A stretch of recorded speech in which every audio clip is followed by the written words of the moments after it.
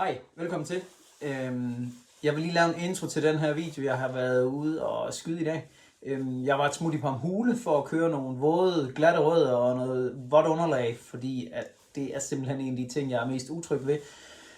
Og en af de ting, jeg er dårligst til. Så det er det, der har lagt mig mest på, når der har været fugtigt. Det er de her skide rødder, våde træer, vådt træer og broer og skidt og lort. Så det har jeg været ude at prøve i dag. Jeg håber, I vil se med, og hvis I kan lide det, hvad I ser, så prøv at give det en tommel op, eller skriv en kommentar til, hvad I ellers skulle tænke til. Det kunne være super fedt. Tak fordi I ser med. Som sagt, så var jeg taget til Pamhule i dag for at køre noget vådt træ og noget fedtet underlag, fordi det er en af de ting, der jeg har allermest svært ved, når vi kører i løbet af sæsonen. Nu har jeg jo godt nok kun kørt Trail Cup sidste år, men de dage, hvor der var fugtigt, det er helt klart der, jeg har mine dårligste resultater, når der er vådt og når der er glat træ. Så det var det, jeg prøvede i dag, simpelthen at stole på det her underlag og fifle lidt med dæktrykket rundt omkring, for at se, hvilket dæktryk jeg føler mig mest tryg ved, hvor lavt primært jeg kan køre for at få mest muligt bid og stadigvæk ikke at bøbe mine dæk. Jeg er en tung fyr, jeg vejer 94 kilo, så det lægger en del stress på de her dæk, hvis de bliver presset lidt. Derfor så kører jeg også med en forholdsvis højt dæktryk. Så det var en af de ting, jeg var ude at prøve at se i dag, hvordan og hvorledes det lad sig gøre.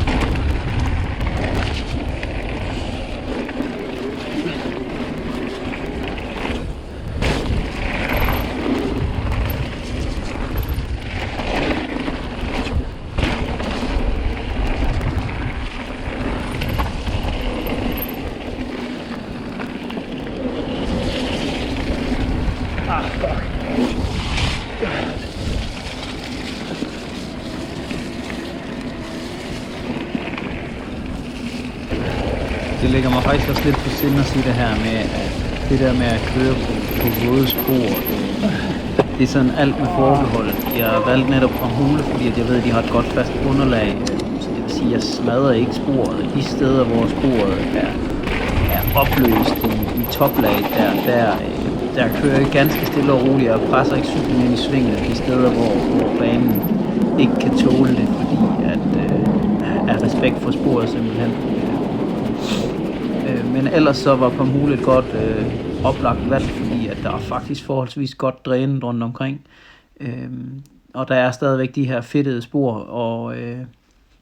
og det er kun toplaget rundt omkring, hvad der ligesom bliver slidt de steder. Så det er ikke sådan, at du kører banen i smadret. Det er faktisk stor cadeau til Pamhule og sporbyggerne derude. De har faktisk bygget et godt sustainable spor hele året rundt. Det er fedt at se. Det er faktisk lige netop sådan et spor som det her. Et godt flowspor, hvor der kan komme rigtig meget fart på, og der ligger vand, og den er fedtet. Den er faktisk ikke fedtet, men den er slippery i overfladen. Der er ikke noget bøm at lægge dem ind i. Det her er dårligt til at stole på mine dæk og få lagt det nok ned, sådan så jeg får sidegreb nok i dækkene.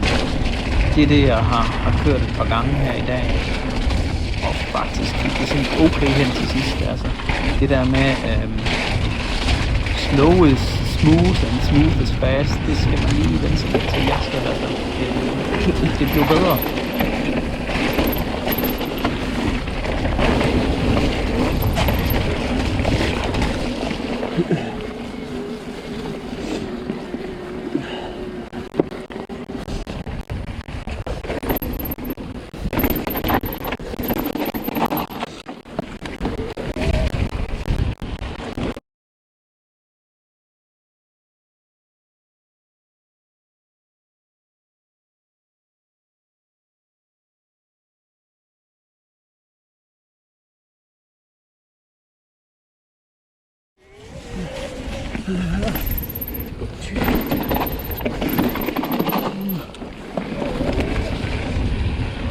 Det er det sted, vi kommer til nu her. Jeg havde udsigt mig til, at jeg ville prøve at øve et par runs på de her våde rødder her.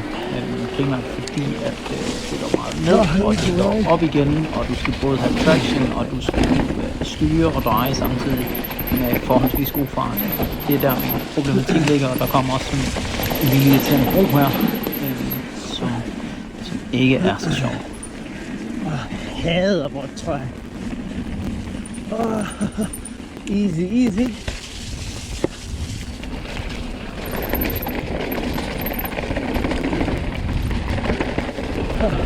Jeg hader også rød, og det er derfor jeg er her i dag. Jeg hader både rød.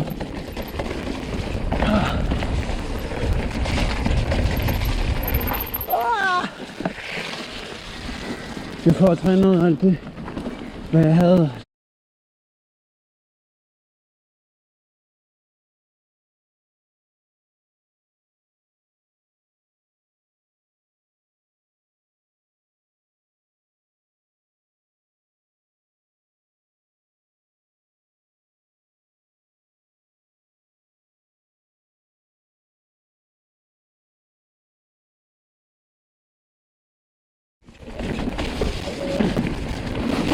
Lidt der.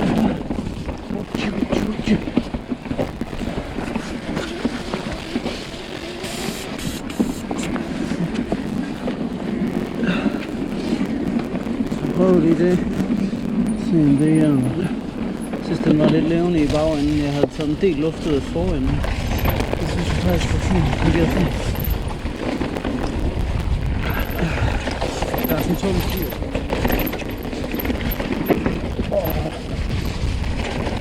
Det er tæt på der.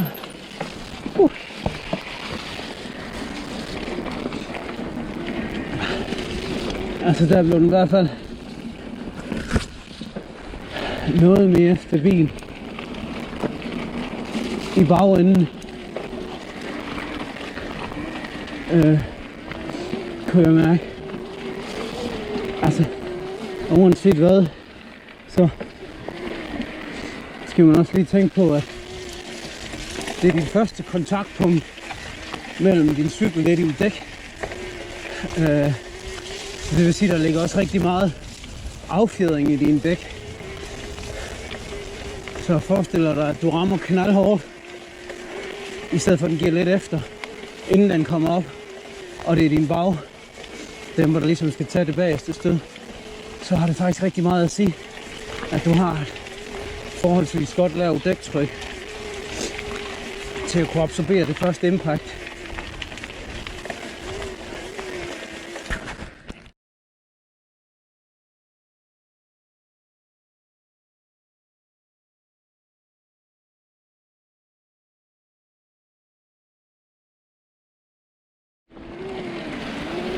Den her sektion, hvor vi kommer til nu, det er også en af de her lidt enduro-agtige segmenter, hvor jeg synes, der er rigtig fed.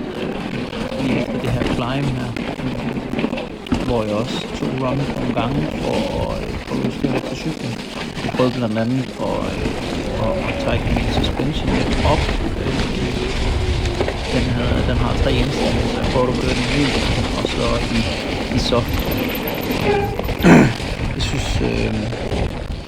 Jeg synes, når underlaget er som det er her, normalt kan jeg godt lide en rigtig hård cykel, men når underlaget er som det er her, så synes jeg rent faktisk, at det var rart, at den var lidt blødere i det.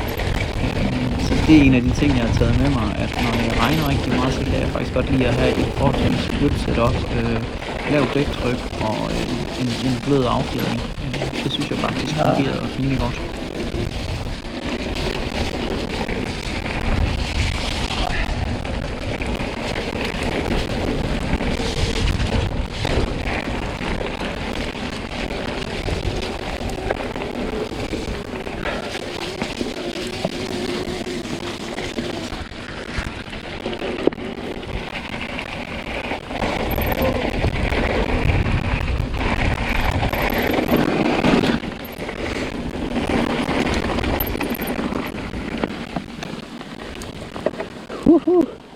Slippery!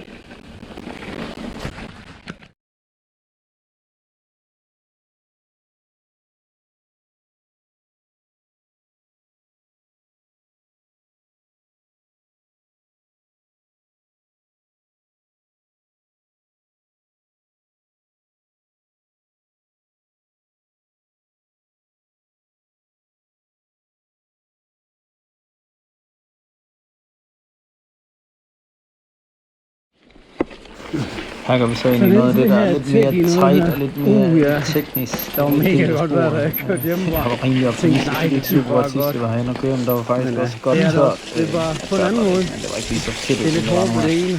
Det er forholdsvis nyanlagt. Man er ikke selv Jeg troede, det herovre. var fint, men det var det ikke. Det her, Du kunne det slet ikke få ligger greb, og jeg skrev også bare.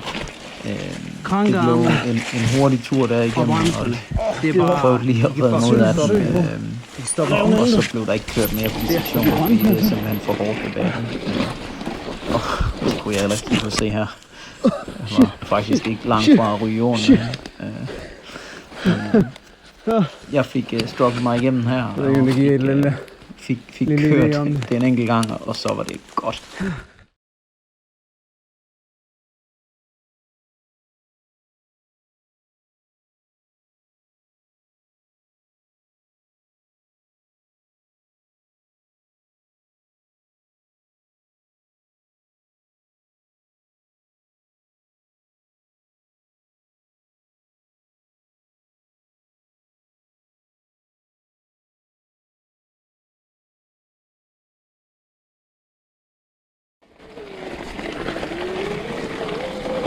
Nå.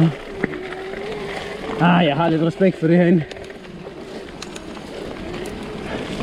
De her skide små træer her, det var herinde jeg brækkede. Jeg knuste min kno og brækkede min lillefinger 4 steder, fordi jeg kørte i et træ. Styrtede ikke eller noget, men jeg tror faktisk jeg kørte forbi det, men kørte lige ind i kanten af et træ med mit styr, og lige var en lillefinger imellem en kno og sådan lidt. Så det, Så jeg har faktisk næsten ved at være færdig. 6 uger. Jeg kommer lige rundt der og ser den her kasse ind i her. Og en operation, Det er sgu nogle da en god idé. metalskruer og nogle Det var det så ikke. støjtråd. Og Jeg får lige taget forbremsen, hvilket er rimelig dumt. Jeg prøver lige at korrigere lidt, og snukker i desperation forbremsen, og så lægger jeg dig, som man godt kan se. Det var en god afslutning.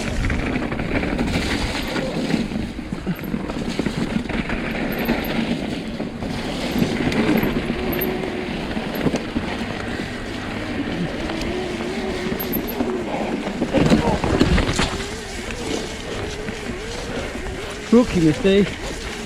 Jeg kom til at tage forbremsen.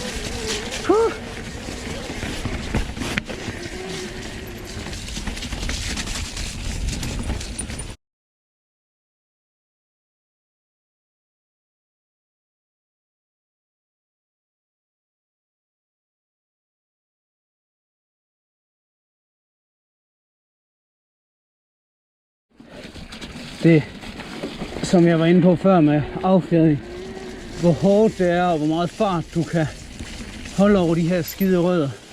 Mange gange så er det ikke, fordi du har en affjedring, der kan sagtens klare det, men du har svært ved at holde den her kadence, fordi du bomber frem og tilbage. Ikke? Hvis du i hvert fald har for meget tryk i dine dæk. Altså, hvis du har lige tilpas med dæk, tryk i, så kører den fint henover, og samtidig lige lidt rundt om rodet, så får du også mere traction på, og du kan holde meget mere stabil momentum henover.